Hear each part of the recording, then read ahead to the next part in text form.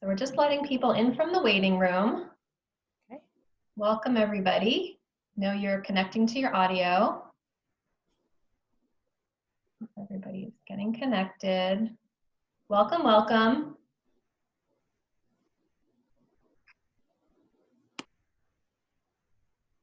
And Marnie, you're going to undo the waiting room? I see some people still waiting. I can't hear you.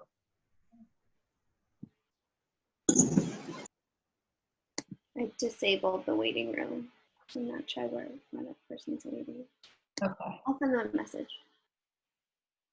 Okay, just letting people in. We have a big group today. So my name is Suzanne Grossman.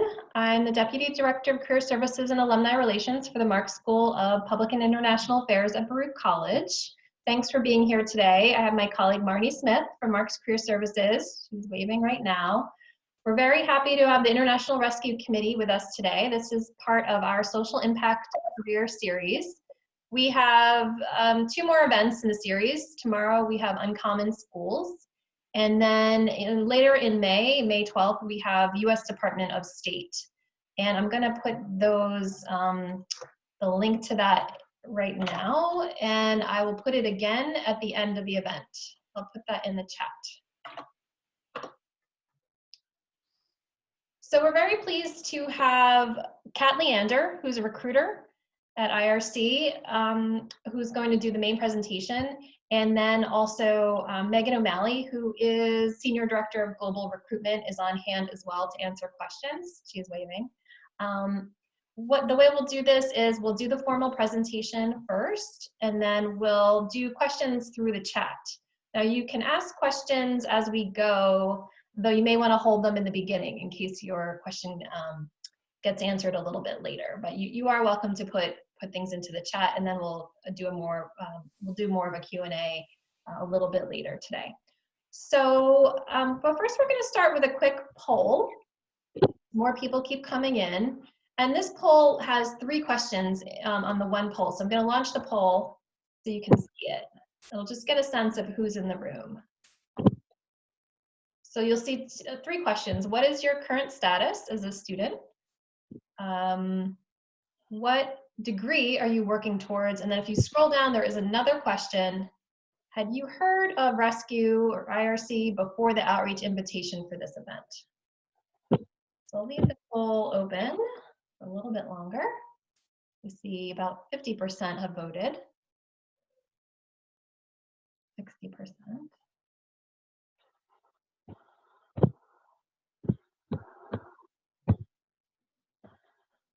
So it looks, I'm going to share the results.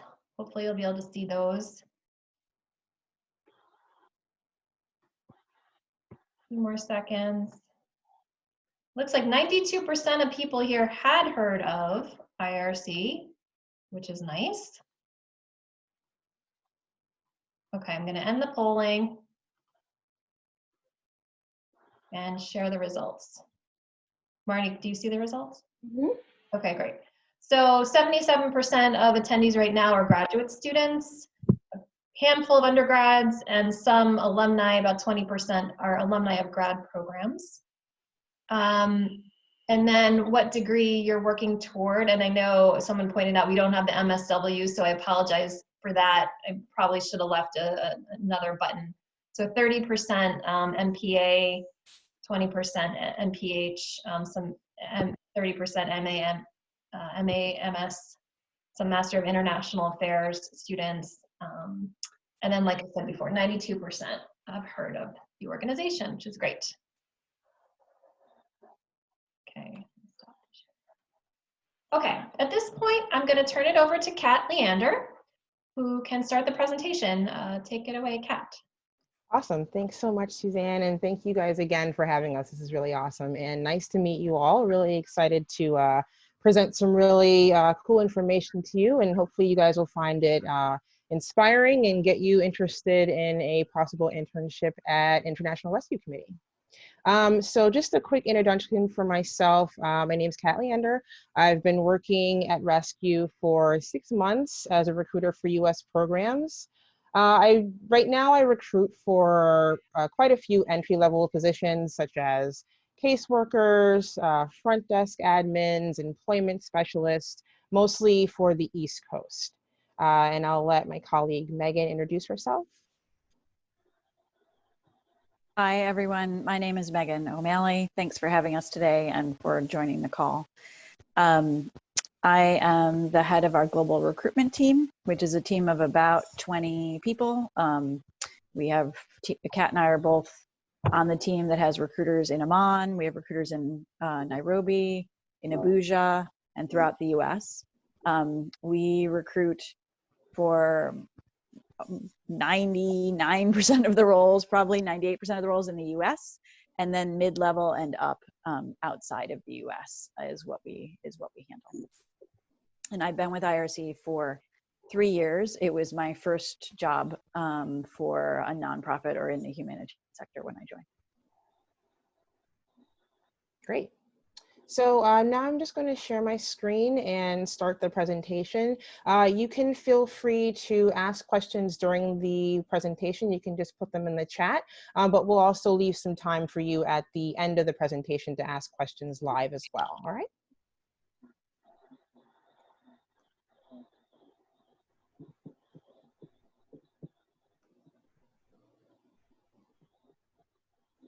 Okay, can you all see that?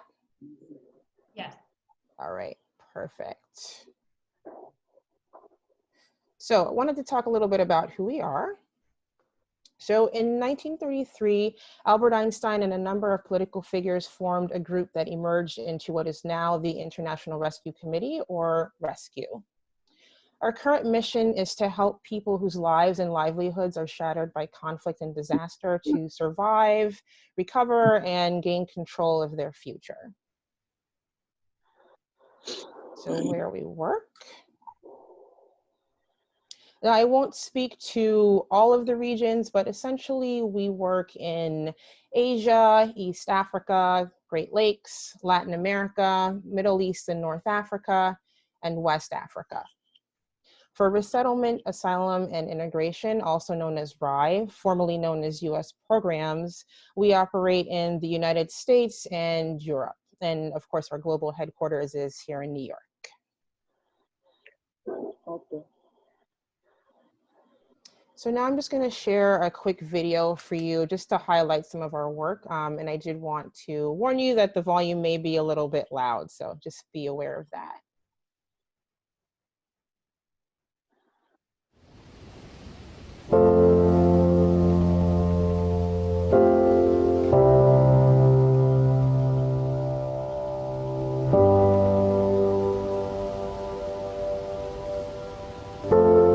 Dust has settled in the air, creaking floors and empty chairs. Memories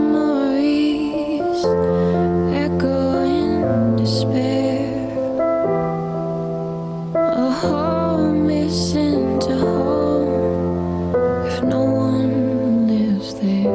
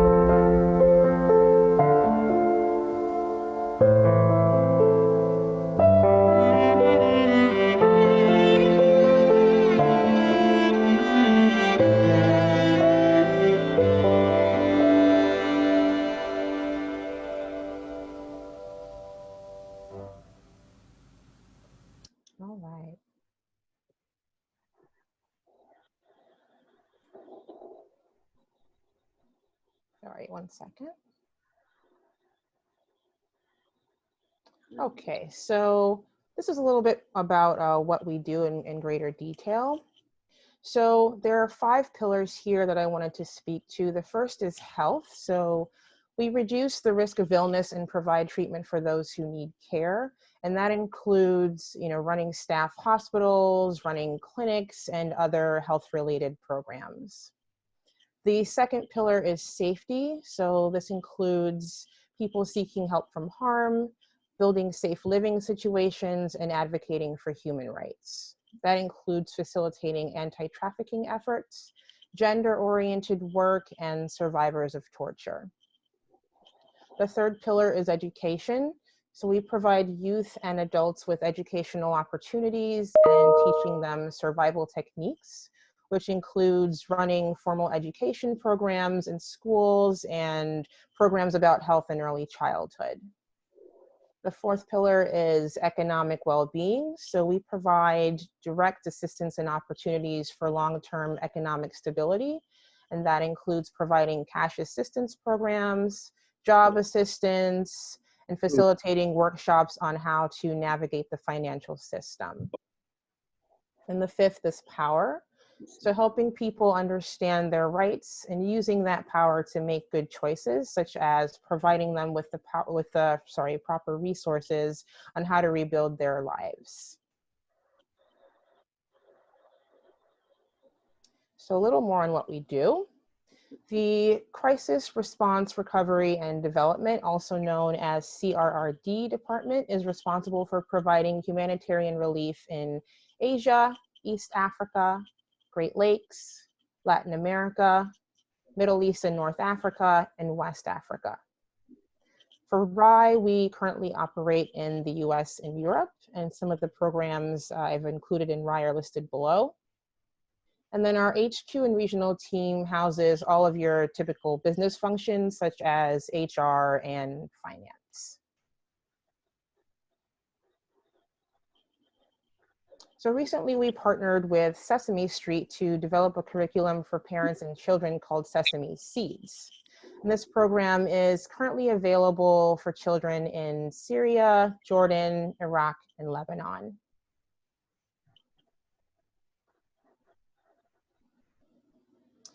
The Refugee Youth Summer Academy, also known as RYSA, prepares refugee children for the public school system. And the wonderful thing about this program is that it allows children who have experienced similar situations to learn from and support each other. This is really important because the average refugee child misses 2 to 3 years of school. And that's because when they resettle, they're placed into the grade for which they are the right age, which is why they miss years of school. Now, besides an internship, you can also volunteer. And currently we have roughly 200 or so openings, several of which are within the RYSA program. Our impact. So I wanted to include just a quick snapshot and get you looking at some kind of big numbers here. So first of all, more than 70 million people benefit from rescue services and programs. On the right side of the page is a percentage breakdown of the services, and it takes a closer look at how we are progressing through each program. Our total 2018 revenue was roughly 800 million, and we currently have 13,000 staff members and about 34,000 workers.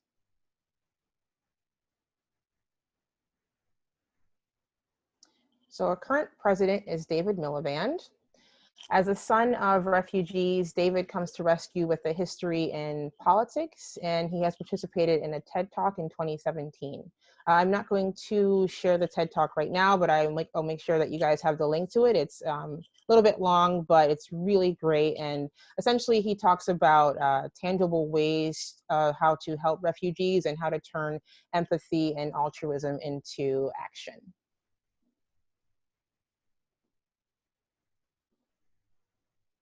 And here's a quick look at our leadership board. So Our leadership board and our senior leaders basically manage the strategy and implementation of Rescue's humanitarian work worldwide.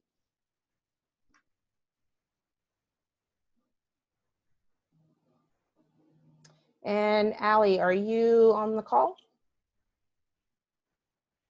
Hi, yeah, I'm here. Can you hear me?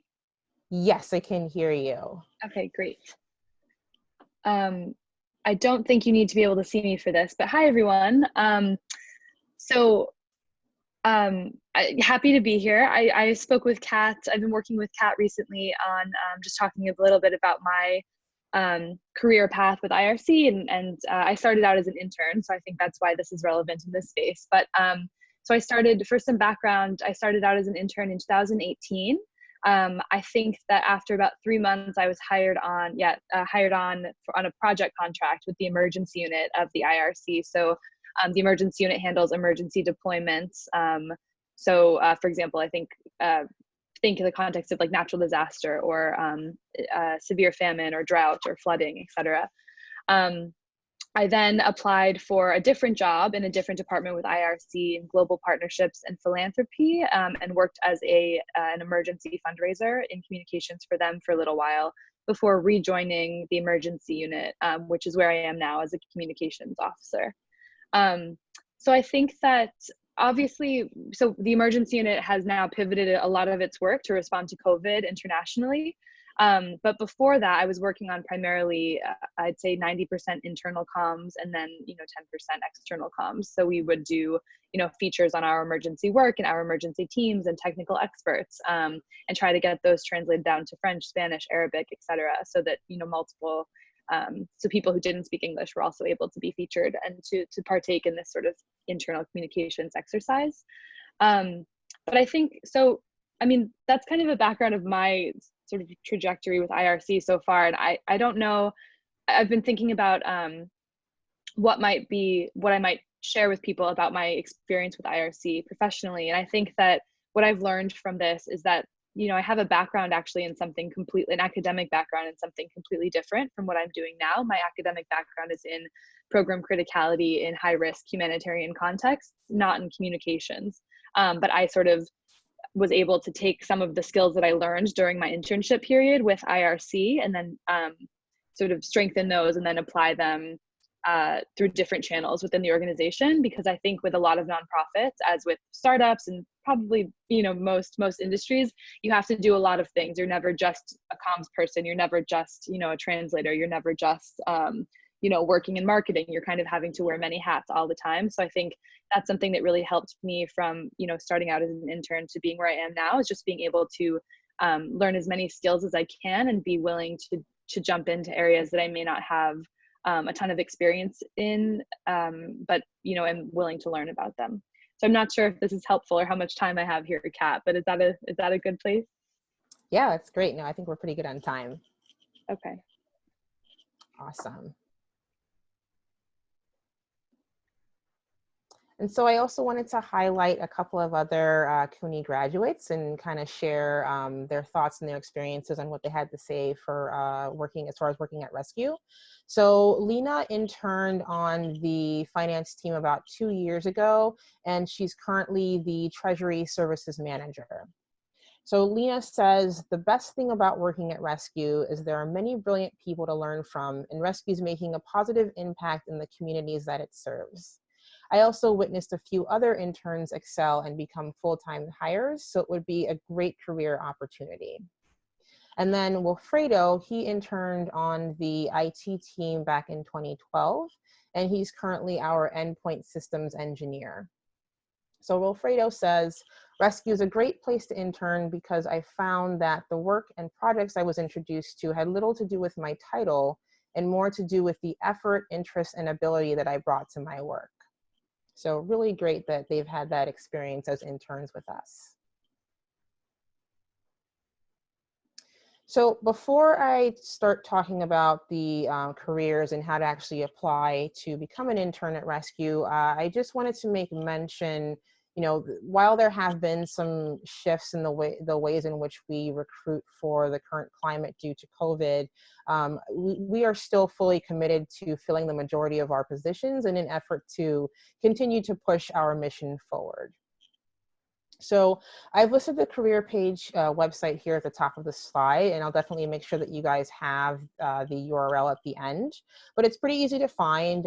When you go to the home page, you'll see the careers tab at the upper right side of the page. And when you land on the page, you'll click on search jobs and apply, which will then take you to this page. So in the search bar, you can either perform a keyword search, you can type in a job title that you're interested in, or over to the right, you can search by location. So this is an example of the search results that populated when I typed in the word internship and clicked on search. So you can see we have a variety of opportunities ranging from intake and outreach to caseworkers and culture orientation. So one thing that's not listed on this page, we do have what's called a general internship rec, and you can apply there if you're not exactly sure which department that you want to work in.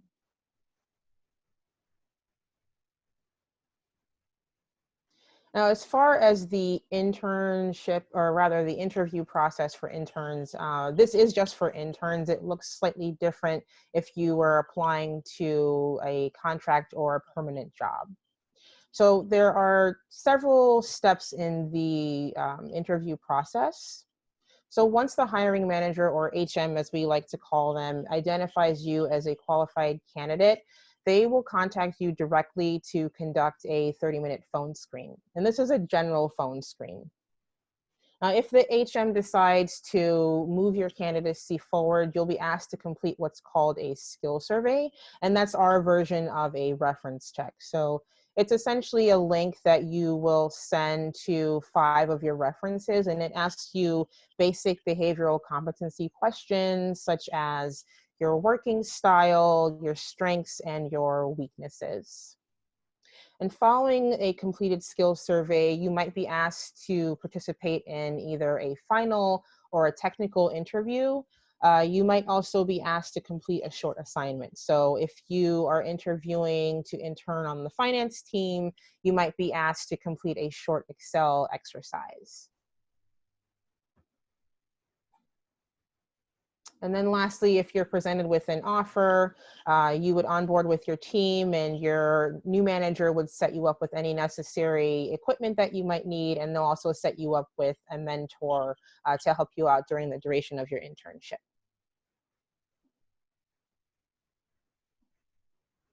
So I also wanted to share another quick video with you, again with the volume. Might want to turn it down just a little bit on your end. Have you ever thought what difference you can make to the world's refugees? Our experience is that individuals really do make a difference. When governments neglect or even shun refugees, people fleeing war and persecution, it's individuals, businesses, community groups who step forward and make a difference. Here are 3 things you can do to help refugees right now. First, help refugees integrate in their new community. With some early support, refugees can quickly become productive members of society, starting businesses, creating jobs, or becoming employees themselves.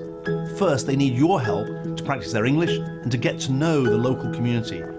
If you reach out to your local resettlement office, they'll be able to show you how to make refugees feel at home in their new home. Second, if you're an employer, hire a refugee or give them a job interview. Refugees have the drive to succeed in their new country. Businesses are already catching on. Nearly 30% of Chobani's employees are refugees. Starbucks has committed to hiring 10,000 refugees worldwide by 2022. And WeWork, the office sharing company, has committed to hiring 1,500 refugees around the world. Please talk to your company about hiring refugees or giving them a chance to get a job. And third, we ask you to stand with refugees. Too often, refugees are being targeted by hateful rhetoric and cruel policies. They need your voice to help stand up for their rights and for the basic principles of refugee resettlement. please call your representatives and remind them that refugees have helped make America great. Join us and speak out at rescue.org. Okay, so in addition to applying for an internship, you can also follow us on our social media pages. You can contact Congress regarding refugee issues. You can volunteer, you can donate, you can fundraise, all of which can be done through our website right on our homepage.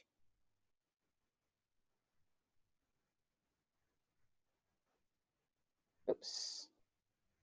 So Gen R, which is short for Generation Rescue, they seek to grow an international movement of young leaders who build awareness of humanitarian emergencies, and they also raise funds for rescue's life-changing programs and advocate for the people that rescue serve.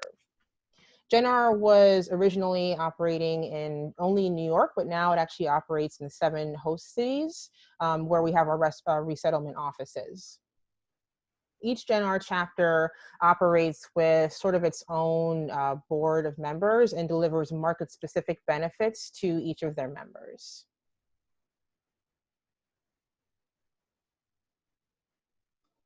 And lastly, if you have any questions, if you can't stay for the Q&A, you can feel free to email them to this email address, which I'll be monitoring.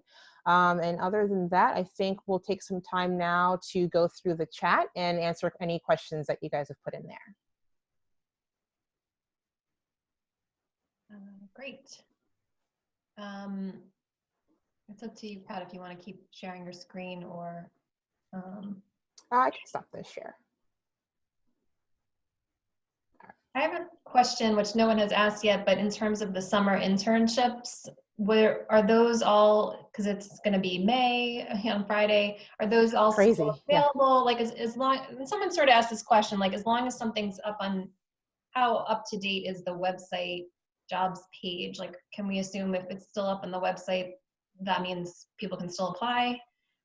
Absolutely, that's exactly what we should, that you should assume, yes. So if it's on the website, we're still actively recruiting for the role. Feel free to apply, and we definitely get back to you as soon as possible. For myself, none of my jobs have slowed down at all. So I'm still very much actively. We've just shifted to remote and virtual workflow, but none of my jobs have slowed down at all. So we're definitely staying active, and if you see it, feel free to apply. Also, Suzanne, really quickly, our internships, the number of interns definitely swells in the summer, but there are internships that go all year round. So people shouldn't feel like there's, for better or worse, there's not a set summer program. And if you miss that boat, you've missed it. You'll see things kind of pop up. Okay, and just to clarify, the internships are unpaid, is that correct? Unfortunately, yes. Okay. Yeah. And there was a student who just asked about, are they separated by undergraduate versus graduate internship? No. All, either can apply. Great.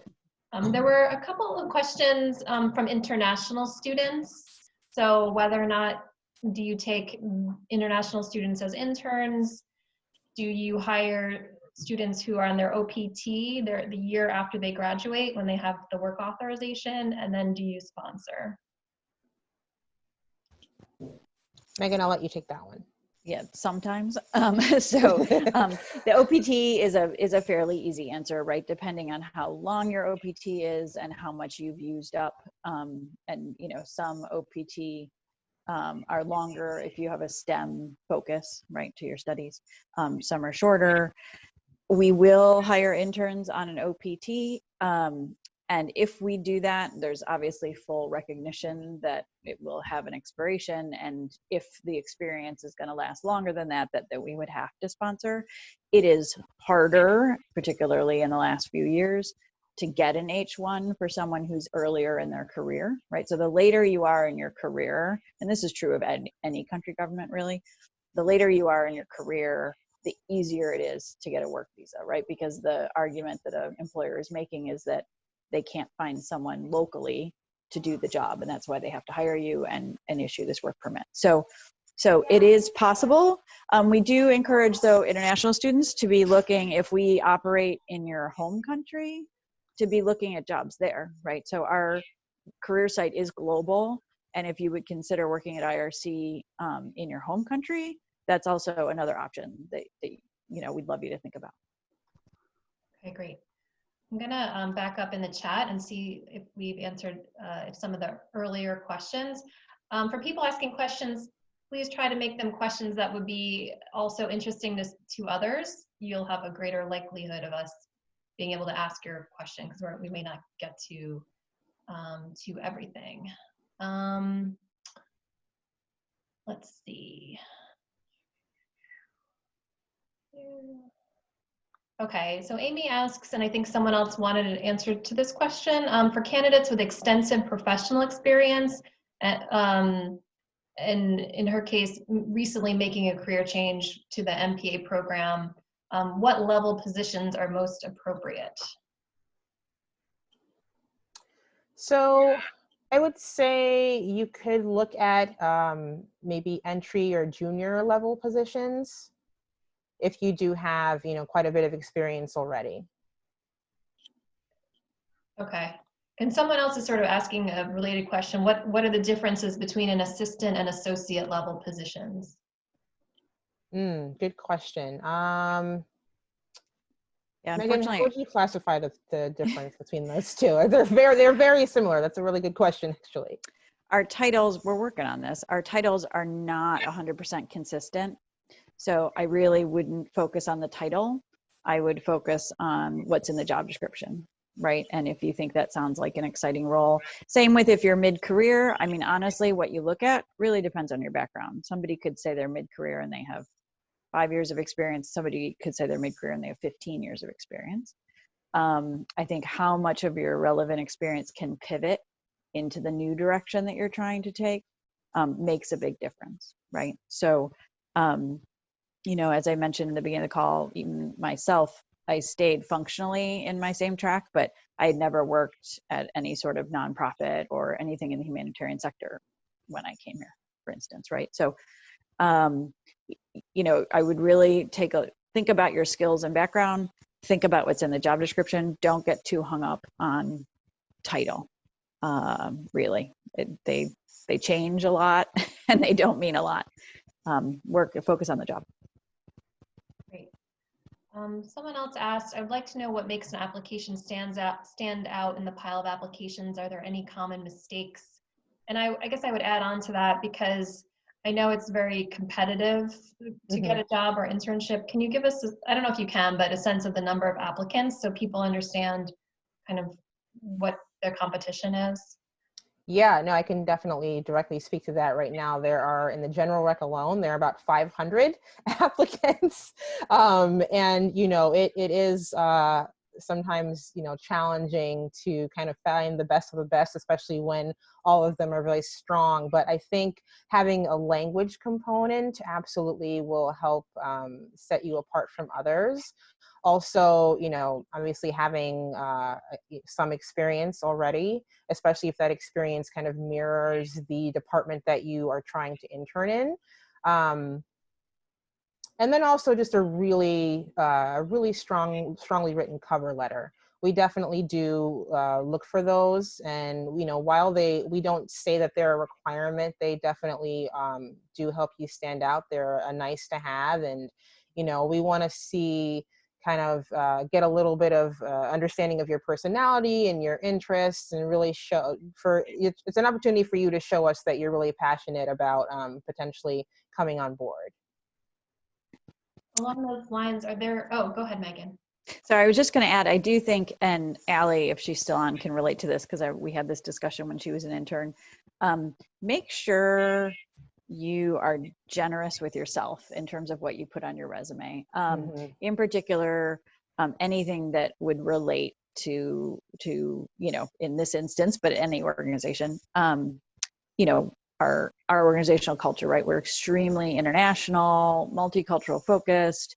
Like Kat said, if you speak another language, note that, but also if you did a year abroad at some point, or maybe you took a summer and went on a mission trip and you did some sort of volunteer work, especially kind of things where you've taken yourself out of your original culture and plopped yourself in a new culture and put yourself in that challenge.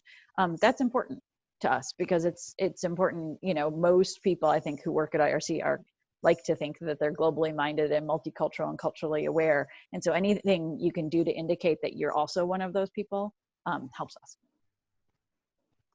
Great. Yeah, and also additionally, you know, like even if you've only done like a month or two of Peace Corps or, you know, City Year. I know I just saw a resume for someone who only did 2 weeks of City Year because it got cut short because of COVID, you know, but put that on there. We still want to see that. It still shows that you took initiative. So any little thing that can help you stand apart, we want to see it.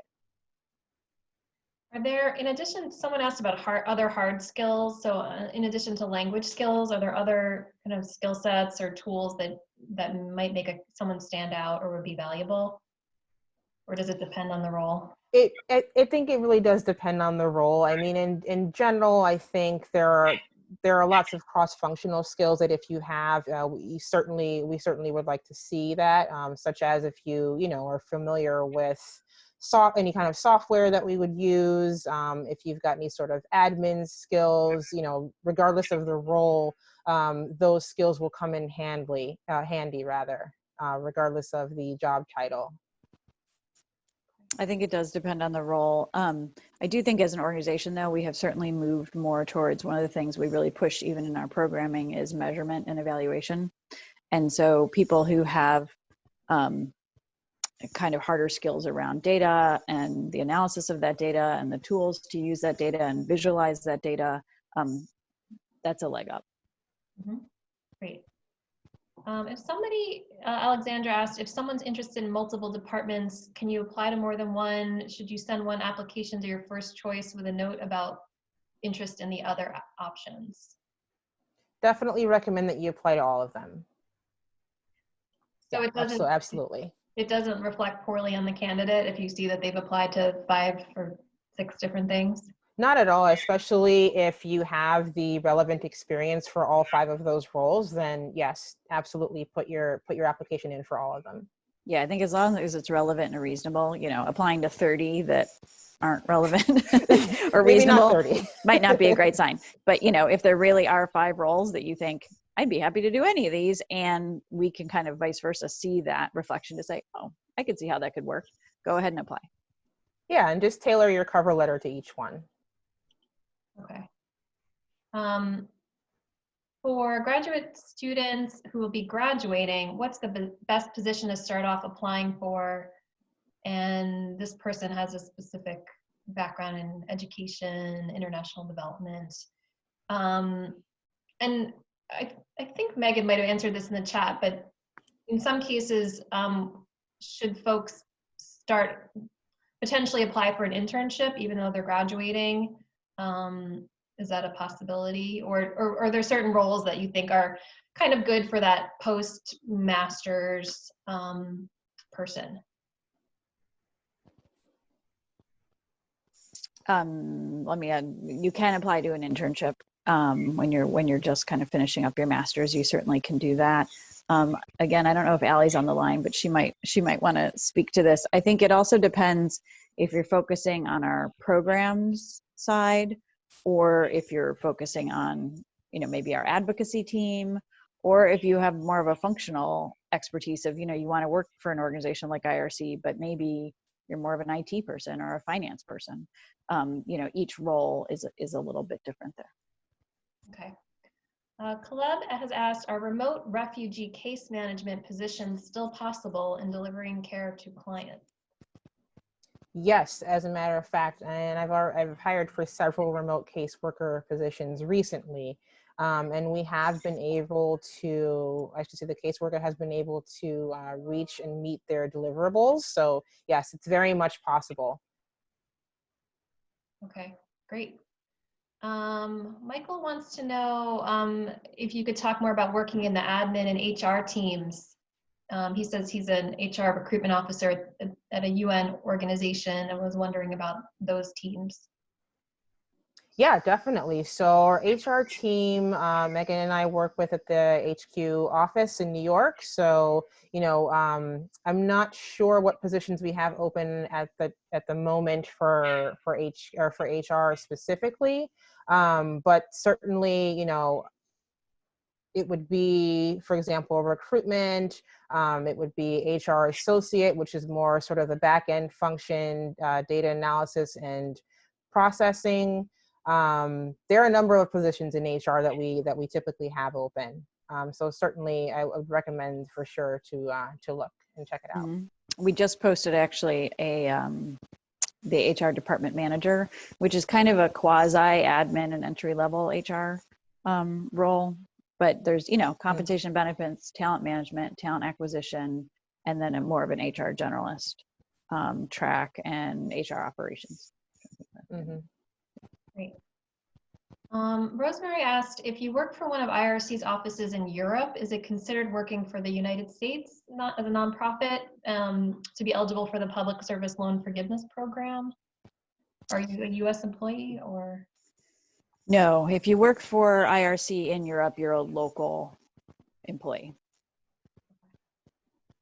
Carly asked, how often are interns hired on as permanent or contract staff after their position has ended?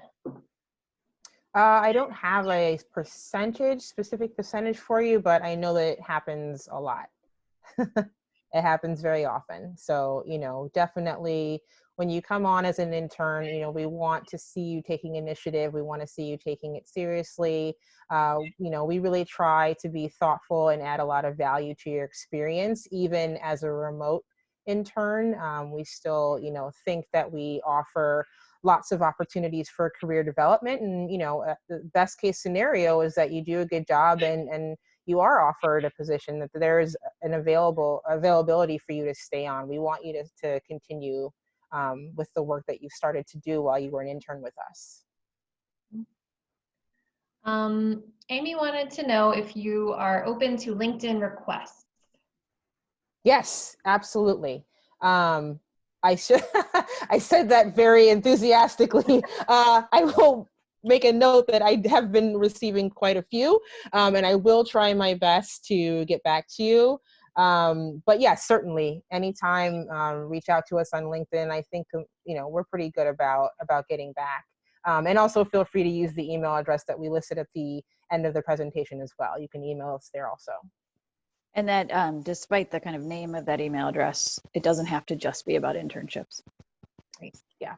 I would just say anybody using LinkedIn, it's always nice to customize the request so that if Kat's on the receiving end, she knows that you participated in this presentation. So always good to avoid the generic LinkedIn request, right? Exactly. Also, if you are going to use LinkedIn as your form of communication, that's fine. If you are, going to be asking a role or position specific question, try to include, as close to or if not the exact title, and even better, the requisition number, so that I kind of know what you're referring to in your email. I'm just going to repeat the email, IRC interns with an S, is that right? Yes. interns@rescue.org. Yep. Okay. Someone I know had asked a question about volunteering, and I kind of lost it in the thread, but can you say a little bit more about volunteer roles? Yeah, so you can, the volunteer portal looks just like the career portal, which can also be found on the homepage. So you would essentially apply to any of the volunteer opportunities that are listed.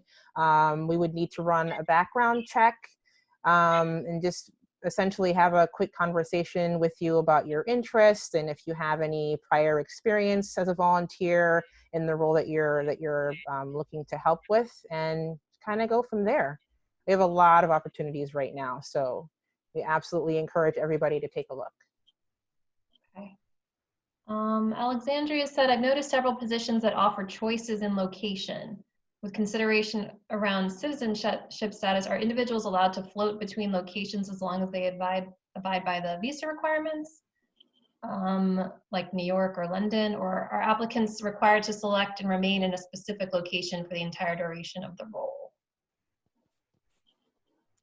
Megan, I'll let you take that one. Sure. It's usually the roles that have multiple locations listed, it's usually to express kind of that we'll hire a person usually where we find them, right? So that we're not, you could do this job from New York or you could do it from London. So it's not about floating or rotation geographically. It's that if you're a US citizen, we would put you in New York because you could start work and we wouldn't have to do a sponsorship or anything else like that. If you're a UK citizen and you want to live in London, we'd say, we'll put you in London and you can do the job from there. So it's about flexibility of where that person could work from rather than part of the job. Okay. Rosemary said, I noticed there are many more countries listed on your slide, for example, Croatia, Portugal, and Spain, that are not listed on the Where We Work section of the site. Are those countries on the slide places where the IRC has worked in the past, or are there currently offices there? I think in this case, Kat may have had a more up-to-date slide than the website. Yeah, no, I actually, I think the slide is probably more, and even the slide's missing Mexico, which has bothered me since we've been working on this presentation. And Sweden.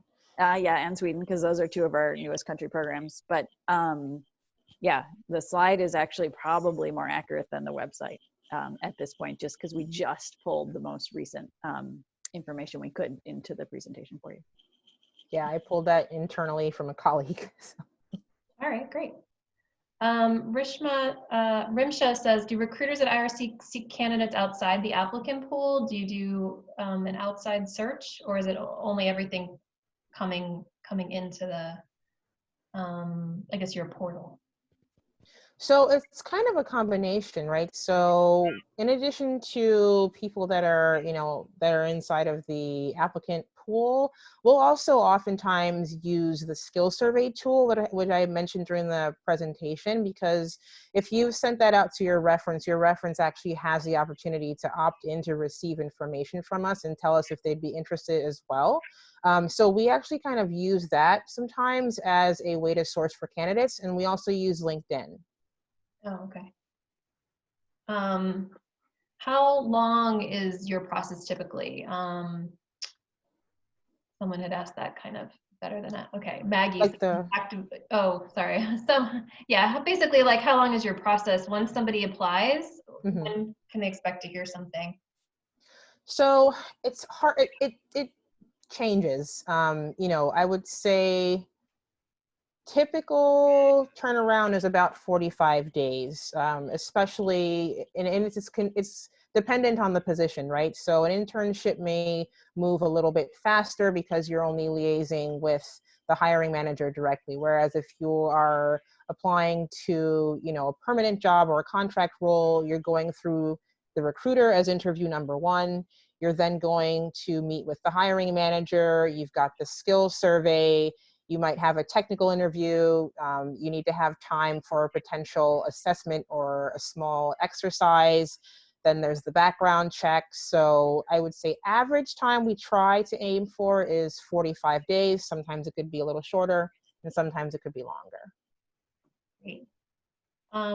Alexandra said, do most positions in programming or advocacy have opportunity for travel and on-site work, or is that rare? Megan, can you speak to the advocacy? Sorry, could you repeat the question? I was answering a chat. Yeah, about, a chat for this call, not something else. About travel, opportunities for travel. If you're in a position that's around programming or advocacy, is everybody pretty much traveling, or just select people? Well, in the next year or so, I don't think any of us are going to be traveling much at all, frankly, unfortunately. I was supposed to go to Kenya last week and in July, and both of those trips are off. So I do think many organizations are going to be reducing travel, but it really depends on the role. It's not travel for travel's sake, right? It depends what you have to do and if you have to travel to get it accomplished. And if you do, then absolutely you will travel. Okay.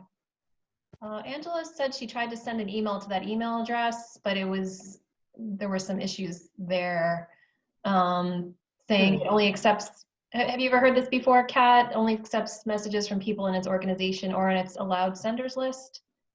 Interesting. I actually tried a test email a couple days ago and it went through from my personal email address, but I'll definitely, let me just make a note of that and I'll look into it ASAP. Yeah, I can send a test as well and see if it goes through. And if there's any issues, we'll try to figure something out, right? And yeah, no, I'll definitely look into that today. Yeah, Sorry and we about can, that. if there is an issue, we can have the IT team change the permissions to the box. Yep. Thank you for flagging that. Did you say that you'd have interns in the fall as well and spring? Okay. So if people miss for the summer, they can apply for fall. Yeah, it's our internship is very flexible. Hiring managers can come to us at any time and say, I want to hire an intern. This is what I want them to do. And we'll post it. Okay, so people can is there a way to set up an email alert about internships so people don't have to keep checking? There used to be, and we just had some changes to our site. So also I'll address a question I saw fly by at some point. You used to be able to search on job type. So you used to be able to search just for interns. Right now we're working on getting another search qualification added. But right now I would recommend you use the keyword search and type in intern in that, first of all. So if you're searching our site for internships, type in the keyword bar intern or internship, and you should get the list, number one. And then for the other piece in terms of job alerts, I'm really recommending, we just turned on a mobile enabled site, and one of the things we lost was that particular ATS's job alert function by making it mobile enabled. So we had to pick, and honestly, I felt having people to be able to apply easily on their phone was the most important thing globally. I really recommend Google's job alert function. If you have a Gmail, it's super easy to use. You literally just go to Google, you type, education jobs in New York at International Rescue Committee, and it would show you a list of the jobs that we've posted that fit your criteria. You can kind of fiddle with your criteria until you get it right.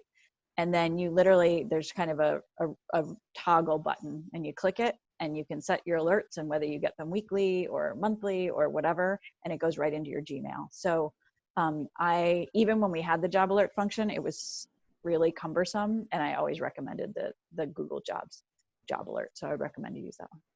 Great. Someone is asking if they can go to school, work, and also do an internship. And I think it's ultimately a question of like, what's the minimum number of hours typically that interns are and I know it might be different in the summer potentially, or maybe not. Yeah, I think a lot of interns, first of all, because they're unpaid, we absolutely are flexible and understanding wherever we can be, in terms of a lot of people do an internship with us and work in the summer, right? Because they have a job that pays and then they want to get the experience through the internship. If, for instance, you do something maybe close to full-time in the summer and then you want to go back to school, but you want to keep working with the team you're working with for part-time, a lot of hiring managers are willing to do that, but it's really based on the individual opportunity. And so often they will scale it down to part-time for during the school year, and then you can flex it back up, during breaks, but it really depends on the relationship you establish with your team. Great. I think unless there's any other, I know there's some questions we may not have gotten to that are more specific. At this point, I want to pause. I put, we have, as I said in the very beginning, in case you missed it, we have 2 more events in our series coming up, including one tomorrow and one in May. So you can take a look at that link. And I want to say thank you so much to IRC for being here with us today, Kat and Megan and Alexandra. Thanks for having us. So we really appreciate it. Kat, are you still okay with sharing the slides from today? Yes, absolutely. Great. So I'll, everyone who's here today, I'll share the slides and then I'll check in with you all too about the recording and make sure that's okay. So yes, thank you so much. This has been really valuable. We really appreciate it, and stay well, everybody. And we look forward to seeing you again. Thank you for so having us. much. Bye. Bye. Bye. Bye.